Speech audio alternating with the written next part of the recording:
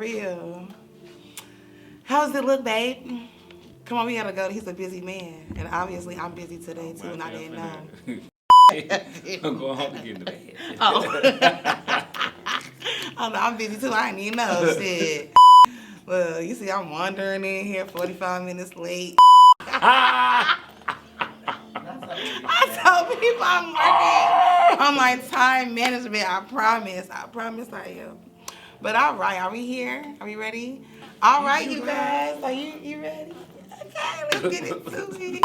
Allow me to reintroduce myself. My name is...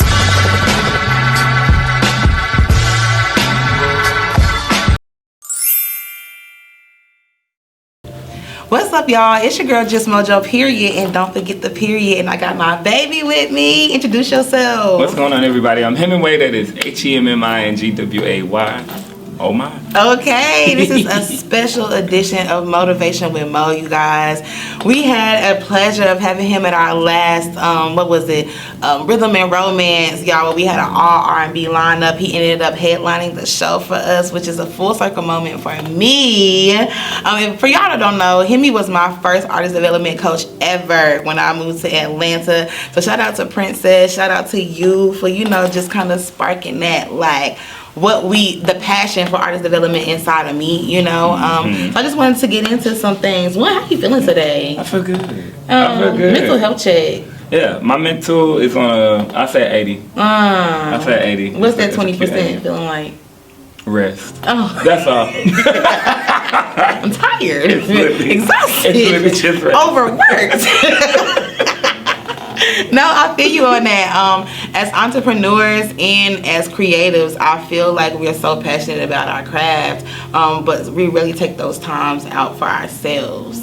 What do you feel like you find balance in to keep you kind of motivated through those times when you just don't feel like doing shit, Prayer, and I talk to myself a lot. I know a lot of people probably think it's weird. I talk to myself a lot. I literally have to, when I get up in the morning, when I finally do get up, before I get out the bed, I pray before I get out the bed. I don't move, my alarm might go off. I just shut it off and I might lay there still, but as I'm laying there, I pray and I talk to myself. And then when I do get up, I finally go to the bathroom, take my shower, wash my face, all that stuff. I'm talking to myself in the bathroom. I'm literally talking myself through what it is I gotta do, because I do have a problem with being in my head a lot. So being I'm in my head a lot, I talk to myself in my head a lot. Right. That way I can go ahead and sweat all that out. Yeah, process it. I be like that too, because people be thinking that because we are who we are, that we don't have social anxiety ourselves, or cause a lot of the times I be like, is this the right thing for me to be doing, or should I be but I think it's very important to trust yourself. We be asking all these different people for opinions of things, but then we be more confused at the end because now we got 5 different opinions that including the ones we already had in our head.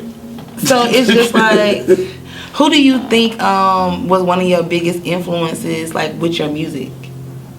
Anthony Hamilton, for sure. Anthony Hamilton is one of my biggest musical influences, just because it's just out of the norm. To me, it's out of the norm, and the only reason why I say that is because yes, it is neo soul. Yes, it is. Everybody know who Anthony Hamilton is, but it's just his voice is very unique.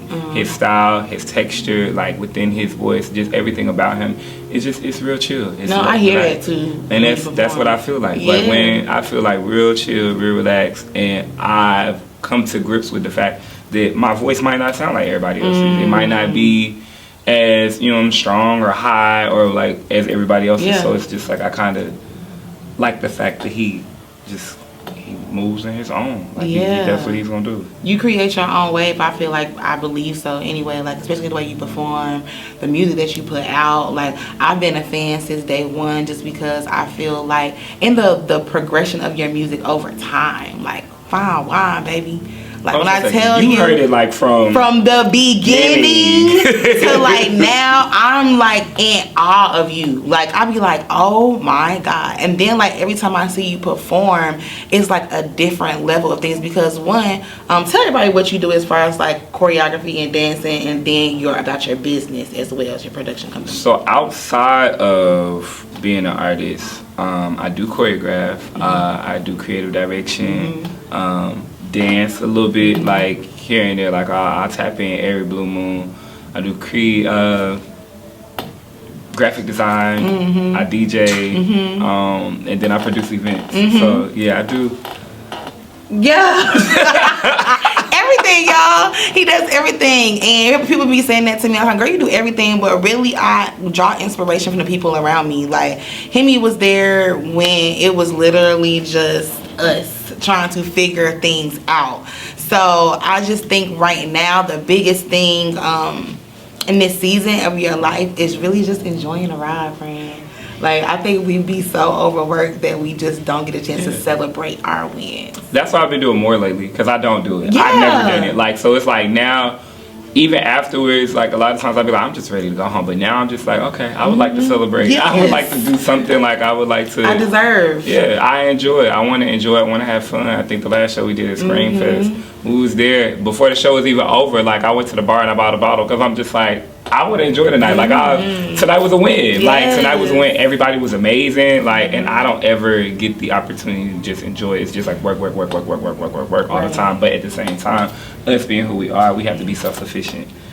So we don't have to depend on nobody else. So, you know, it all comes with the territory. Oh yeah. But I think, and I pray that God starts to place resources, people, things in your life that makes not the situation easier for you, but just, you know, makes it a little bit more. Oh yeah, it's happening. It's currently happening, and I asked for it, but it's just like one of those things. Once you find your tribe, you find your tribe. Yeah. So like, as you find them, it's not all gonna come at one time. And I think a lot of people be like, oh, I want a designer right now, and I want somebody to shoot all my content right now, and I need management right now, and I want dancers right now. I need a choreographer right now. I need a publicist right now. Like, they want all of it like right then and there, but everybody's not gonna come into what you have going on at the same moment. Yeah. Everybody's gonna come in the season that they're supposed to come in. And a lot of, like, that's something I had to learn. I'm just like, I got a checklist of everybody I want. I'm like hitting people up, but I'm not getting everybody at one time. It's like I might get one person here, and then 2 months later, I come across somebody that, you know what I'm saying, was on my checklist. Just hold the checklist and be happy with the fact that you know what you want, and just let it kind of happen. Let it fall in place. Or to me, it's more so of just trusting God that He gonna put everybody in. It might not be on your time, but it's gonna be right on time every time. I think that right now the biggest thing in the process is trusting it. I think everybody kind of gets caught up on microwave success. Oh, I want to do it, and then I want it to be here and right now. But I think the biggest things, or the things that are worth the most things, do not come easy. So every time you go through some type of issue or trauma, or you have to come out of it on a perspective of, I'm gonna get through it. Like, I think like my biggest thing, like with, I guess, trusting the process and knowing you're gonna get through it, is honestly what we all need, and everybody knows it as an artist, is that financial backing and that financial part of it. I lost everything until this past year, and I still don't have everything back, you know what I'm saying, but between me like losing all my clothes and all my stuff that was in storage because my storage got sold because I didn't have the money to get it back, and I was dealing with a lot of stuff with that, me sleeping on my homegirl floor for almost half a year, you know what I'm saying, in the corner, like, and I had 2 boxes, still got 2 boxes, you know what I'm saying, like nothing to really kind of call my own at the moment. It's like one of those things where you want better for yourself, but at the same time, it's like you're fighting for what you actually want to do. But you know, if I take the money for what I want to do and don't put it towards what I need, it's like you're neglecting your responsibilities. But at the same time, it's like you're betting on yourself to the point where you know it'll get better. I'm fighting for my life. You know what I'm saying? Like, literally, like, you know for a fact it's gonna get better. Like, you know, okay, I might be using the money I said I was gonna put to the side to get a car, but I know I'm gonna get a car, and it's gonna be a nice one too. You know what I'm saying? At some point, yeah. Like, I know me doing these shows and me going and doing all of this stuff and me networking and putting into like my craft, I know at some point it's gonna give back what I spent tenfold. You know what I'm saying? So it's difficult. It's not easy. It's hard. A lot of times I'm literally at the last minute trying to figure out how the fuck I'm finna get Uber money to get to a show. You know what I'm saying? Like, I'm always figuring stuff out. I'm always trying to figure out like what's next, and nobody knows. I get there, perform, and everybody be like, "Oh my gosh, you were amazing," and I'm sitting there like, I have $2 to my name. I still got to eat tonight, and I still got to make it home. So it's just like, they don't be understanding the real. Yeah, like they think because it's like boxed up in this pretty package. And it's not that. I feel like social media has completely turned what the perspective is of what it is to be an artist. People see what you do and they automatically assume everything's gravy. They see you posting pictures and they like, oh, they gotta have money. They see you at a show and they be like, oh, they look good. Oh, I know they got it. And it's not like that. So it's like they try to hit you over the head with prices. Promoters try to jib you. You know what I'm saying? Like, everybody try to move based off your social media, not knowing that you're at home eating noodles. You know what I'm saying? Like, trying to figure out what tomorrow is gonna be. How am I even gonna do tomorrow? How am I gonna make myself look good for that opportunity? So I think we got this, friend. The whole thing of Motivation with Mo is just so that you can tell people something inspiring, you know. So tell those people out there something that they can be motivated by. They should be motivated by what their future is going to look like without knowing what their future is going to look like. I tell people that all the time. It's like, if you give up right now, you're not going to know if you're going to win or not. You know what I'm saying? And you have so many opportunities to win in the future. But if you just say, I'm done, I don't want to do it, then you're never going to know what it's going to be like. And you have to be okay with the small wins too. It's like, we always want the big win, but it might be 5 wins that we need to have before we get to the big win. Yeah, that's good. Like, you know what I'm saying? Like, you might win a bunch of stuff before you get to that big one, but just, you gotta wait it out. And we human, we not robots. We feel things. We gonna feel defeated, but it's just like, be okay with knowing that you're gonna win in the future without knowing what the future is. Right. Faith without work is dead, y'all.